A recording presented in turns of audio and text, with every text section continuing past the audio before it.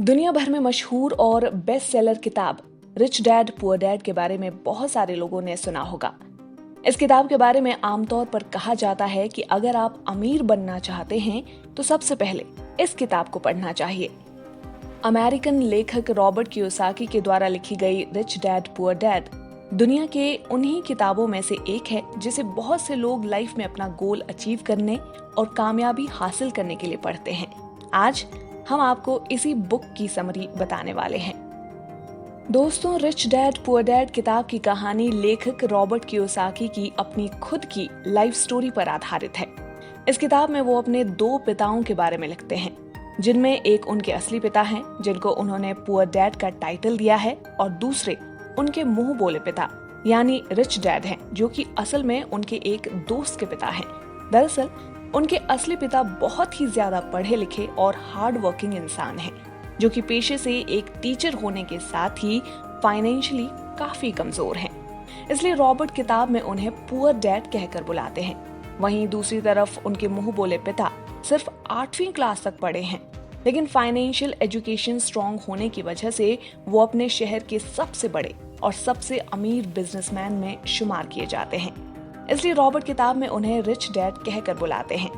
इस पूरी कहानी में रॉबर्ट के रिच डैड उन्हें उनकी जिंदगी के अलग अलग पड़ाव पर ऐसी अहम शिक्षाएं देते हैं जो कि लाइफ में कामयाबी हासिल करने, अमीर बनने और हमेशा अमीर बने रहने के लिए बहुत ही जरूरी होती है। और रॉबर्ट के रिच डैड के द्वारा बताए गए लेसन्स दुनिया के किसी भी इंसान को अमीर और कामयाब बना सकते हैं, फिर चाहे वो इंसान कम पढ़ा लिखा क्यों ना हो। तो चलिए अब हम आपको रॉबर्ट द्वारा किताब में लिखे गए इम्पोर्टेंट लेसन्स के बारे में बताते हैं। Rich don't work for money, money work for them.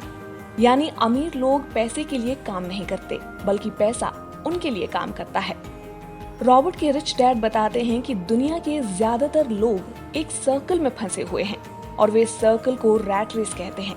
दरअसल आज दुनिया के ज्यादातर लोगों की जिंदगी का मकसद सिर्फ अच्छे कॉलेज में पढ़ना, अच्छी नौकरी ढूंढना, शादी और फिर जिंदगी भर अपनी सैलरी से घर और कार जैसी चीजों के लोन भरते रहना बन गया है।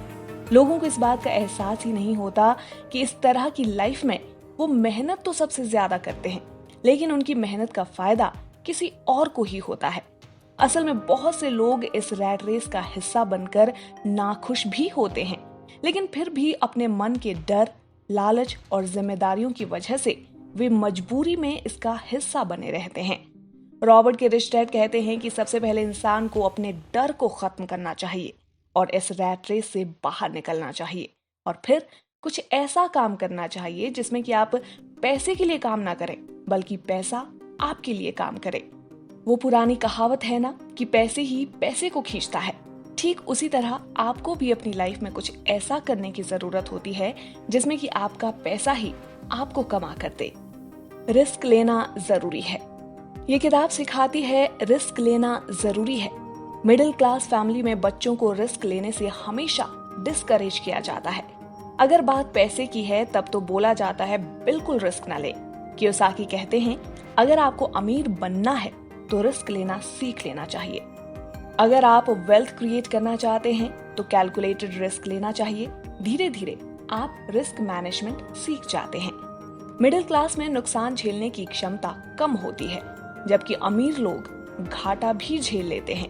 अमीर लोग रिस्क लेकर गलतियां करते हैं और सीख लेते हैं, फिर उन गलतियों को दोहराते नहीं हैं। Keeping money is more important then making it. यानी पैसे को मेंटेन और ग्रो करना पैसे कमाने से ज्यादा इम्पोर्टेंट है। दोस्तों, दुनिया में आपको ऐसे बहुत से स्पोर्ट्समैन और सेलिब्रिटीज देखने को मिल जाएंगे जो कि एक समय तो काफी अमीर हुआ करते थे, लेकिन आज उनके पास कुछ भी नहीं है। असल में लोग इस तरह अमीर से गरीब इसलिए हो जाते हैं क्योंकि उनमें फाइनेंशियल एजुकेशन की कमी होती है। यानी उनके अंदर पैसे को मेंटेन और ग्रो करने का हुनर नहीं होता। इसे लॉटरी जीतने वाले लोगों पर की गई एक रिसर्च से समझते हैं। रिसर्च में सामने आया कि इनकी लाइफ में लॉटरी जीतने का ज्यादा प्रभाव नहीं पड़ा। वे पहले गरीब थे, लॉटरी जीतने से अमीर हुए और फिर गरीब हो गए। इसका कारण यही था कि इन लोगों में पैसों की समझ नहीं थी, इसलिए सारे पैसे खर्च कर दिए। रिच डैड फाइनेंशियल इलिटरेसी का एग्जाम्पल देते हुए कहते हैं कि पूरी दुनिया में घर एक एसेट माना जाता है, जबकि उनके अनुसार घर कोई एसेट नहीं बल्कि एक लायबिलिटी होता है।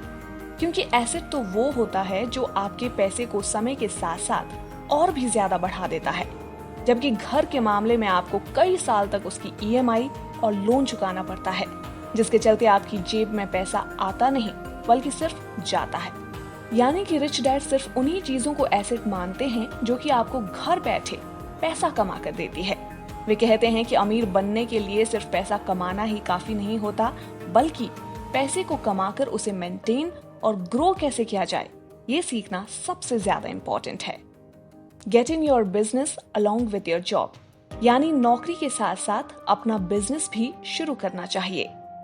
दुनिया में जब किसी इंसान को उसकी पसंदीदा जॉब मिलती है तो वो पूरी जिंदगी उसी को करने का मन बना लेता है और फिर बिना कुछ सोचे समझे अपनी पूरी लाइफ वो उसी जॉब को करने में बिता देता है। जॉब के साथ साथ खाली टाइम में पार्ट टाइम बिजनेस शुरू करना चाहिए। रिच डैड कहते हैं कि दुनिया का कोई भी इंसान अगर चाहे तो जॉब के साथ ही कोई दूसरा काम भी कर सकता है और बिना अपनी जॉब को छोड़े वो एक नए बिजनेस एम्पायर का किंग बन सकता है। अब इस बात को समझने के लिए हम दुनिया की सबसे बड़ी फास्ट फूड चेन मैकडोनल्ड के फाउंडर रे क्रॉक का एग्जाम्पल लेते हैं। अगर हम लोगों में से किसी से भी ये सवाल पूछा जाए कि रे क्रॉक किस बिजनेस से पैसा कमाते हैं, तो फिर हम लोगों में से सभी लोगों का ये जवाब होगा कि फास्ट फूड बिजनेस से। लेकिन असल में रे क्रॉक का मुख्य बिजनेस फास्ट फूड नहीं बल्कि रियल एस्टेट है, क्योंकि मैकडोनल्ड के बिजनेस को बड़ा करते करते वो आज पूरी दुनिया के अंदर सबसे बड़े रियल एस्टेट ओनर बन चुके हैं। यानी कि फास्ट फूड बिजनेस करते करते ही उन्होंने रियल एस्टेट का एक ऐसा एम्पायर खड़ा कर दिया है जो कि आज उन्हें सच में अमीर बनाता है। इसी तरह से एक आम आदमी जॉब को करने के साथ ही कुछ ऐसे एसेट और सोर्स ऑफ इनकम क्रिएट कर सकता है जो कि उसको पैसे कमा कर दे। इसके लिए राइटर ने कुछ एग्जाम्पल भी दिए हैं, जिनमें कि बिजनेस शुरू करना, स्टॉक मार्केट में इन्वेस्ट करना, रियल एस्टेट में पैसे लगाना और मुनाफा देने वाली प्रॉपर्टी को खरीदना शामिल है। इनमें से कोई भी एक तरीका अपनाकर आप अपने लिए एक नई सोर्स ऑफ इनकम बना सकते हैं। यहाँ तक कि रिच डैड तो हर एक व्यक्ति को ऐसा करने की सलाह देते हैं, क्योंकि ऐसा करने पर ही इंसान सच में अमीर बनता है। Knowing how taxes work and power of corporations, यानी टैक्सेस कैसे काम करते हैं और कॉर्पोरेशंस की शक्ति क्या है। दोस्तों, इस लेसन में रिच डैड टैक्स के बारे में कहते हैं कि टैक्स असल में अमीर और गरीब के बीच मौजूद फर्क को खत्म करने के लिए बनाया गया सिस्टम था। शुरुआत में सिर्फ अमीर लोगों पर ही टैक्स लगता था, फिर टैक्स के उन पैसों को गरीबों की सुविधाओं में खर्च किया जाता था। लेकिन धीरे धीरे मिडिल और अपर मिडिल क्लास पर भी टैक्स लगना शुरू हो गया और आज ये मामला पूरी तरह से उल्टा हो चुका है, क्योंकि आज अमीर लोग अपने दिमाग और चालाकी का इस्तेमाल करके खुद को टैक्स देने से बचा लेते हैं और सरकार के खाते में जो सबसे ज्यादा टैक्स जमा होता है वो मिडिल और अपर मिडिल क्लास ही जमा करता है। बड़े बड़े अमीर बिजनेसमैन पहले पैसा कमाते हैं, फिर अपनी सभी जरूरत व ख्वाहिशों को पूरा करने के लिए बहुत पैसे को खर्च करते हैं और लास्ट में अगर कुछ बचता है तो उस पैसे से वो टैक्स भरते हैं।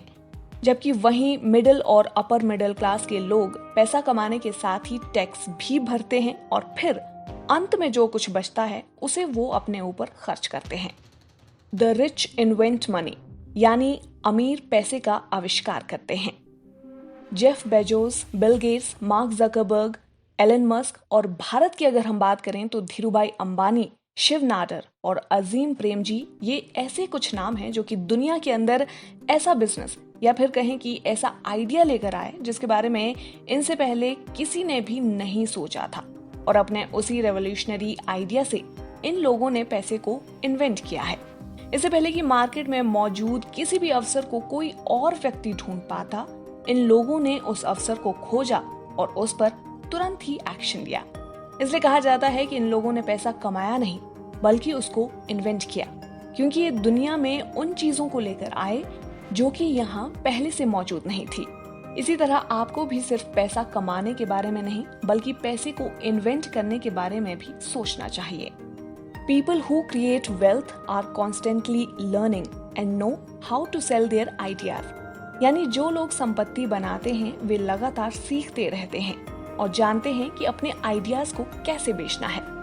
दोस्तों, ना जाने कितने ऐसे लोग मौजूद हैं जो कि मैकडोनल्ड के ही प्राइस में उससे कहीं ज्यादा बेहतर बर्गर बनाकर बेचते हैं, लेकिन अपने किसी प्रोडक्ट या आइडिया को बड़े स्तर पर किस तरह से बेचा जाता है इसकी समझ हर एक इंसान को नहीं होती।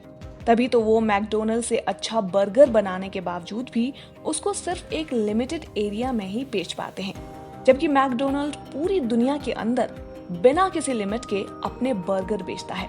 और ये लेसन समझाता है कि अमीर इंसान कभी भी नई चीजों और नए स्किल्स को सीखना बंद नहीं करता है, और इसी आदत की वजह से ही उनको हमेशा ये पता होता है कि अपने प्रोडक्ट या अपने आइडिया को दुनिया में बड़े लेवल पर किस तरह से बेचा जाता है। आज की इस वीडियो में बस इतना ही। जल्द मिलेंगे एक नई वीडियो के साथ।